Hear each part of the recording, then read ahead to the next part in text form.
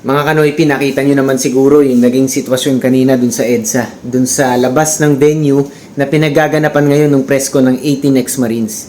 As of now, nagpapatuloy pa rin yung presko, no? Pero kanina, bandang tanghali, yung maaga pa, talagang na-cancel daw at first yung venue nga. So talagang kinabahan din yung mga dadalo dahil nga, syempre, nakabook na yun di ba? Meron ng reservation kahit saan naman kayo magpa-reserve na ganun, pag may usapan na yun at talagang walang dahilan dapat para hindi matuloy.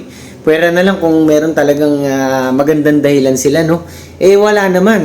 Kaya yun, nagkaroon daw ng negosasyon, matagal na panahon din, kaya ang daming mga na-stock dun sa labas kahit yung mga VIP, kahit yung sila Senator Amy Marcos yun nga, nakita nyo ini-interview dun. At yun din, ang daming mga nabilad sa araw dun kanina. Dahil nga pati yung ibang mga pulis doon, nakikita natin na parang hindi rin pinapapasok yung mga gustong pumasok agad. Kaya yun, na-delay talaga sila. At yan nga, buti na lang, tinuloy nung venue, no? Pero kung opinion ko dyan, dati kasi sa events na ako, no? Meron na tayong negosyo dati dyan, nagpaparenta na tayo ng mga lights and sound system, no? At yun nga, pagka may reservation ng ganun, kahit sa venue, hindi pwede yung on the spot na magka-cancel. Wala pa ako na-encounter na ganun talaga kasi magagalit ng client.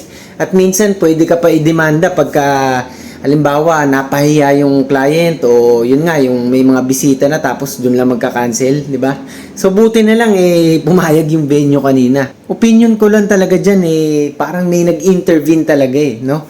Dahil nga hindi naman pwedeng sila lang yun, yung mga nandun lang sa venue, yung sasabihin na ika-cancel agad. Hindi naman ganun yun di ba? Pwera na lang kung may nakialam dyan, yung may nag-interfere. Isang posibilidad yan, yan din ang naririnig natin ngayon na usap-usapan, di ba? Kasi bakit nila ika-cancel yun kung yun nga, nakapagpa-reserve na ng maaga pa itong sila Mr. Defensor, di ba? Tapos nandun na yung mga tao, nandun na yung mga participants. Kaya talagang maiisip ko talaga ngayon na eto nga parang patuloy pa rin talaga ang panggigipit ng administrasyong bulok na ito, no? Sa mga taong gusto lang naman maglahad ng kanilang gustong sabihin para malaman na ang mga sangkot talaga dyan sa flood control scandal na yan.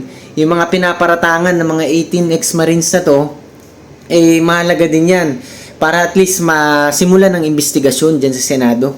At yan nga, parang ayaw ata nila yun ng administrasyong bulok na ito no? Parang gusto nilang matikom ang bibig ng mga ito, ng mga ex-Marines. Bakit nga ba, di ba? Ito na nga dapat ang pagkakataon para makapagsalita sila Pero parang sinasilence nga nitong administrasyong bulok na ito. Kahit na yung mga lumalaban para sa katotohanan sila Chavit Singson, no? Parang talagang ginigipit nila Ayaw nila yung mga taong pumapalag para lang malabanan talaga ang mga sangkot dyan sa malawakan at malaki ang korupsyon na yan. Kaya nakakalungkot lang talaga no na ganyan. Pero I'm still glad na itong mga 18 ex-Marines na ito talagang matapang pa rin na humaharap hanggang ngayon. Patuloy pa rin silang naninindigan at walang takot na naglalahad ng kanilang mga testimonies dun sa mga nakita nila nga, yung mga pagdi-deliver daw nila ng mga mali-maleta. Kaya yan, abangan natin mamaya yung mga statements pa nila mga binitawan doon kasi nagko-continue pa yung press con. Pero mamaya i-summarize din natin yan lahat. Himayin natin yung mga importanteng mga punto na sinabi nila tsaka yung mga binitawan pa nilang mga additional personalities. Kasi meron daw merong mga bagong mga sangkot nga yung mga nabigyan nga daw ng maleta. So mamaya balikan ko kayo mga Noypi.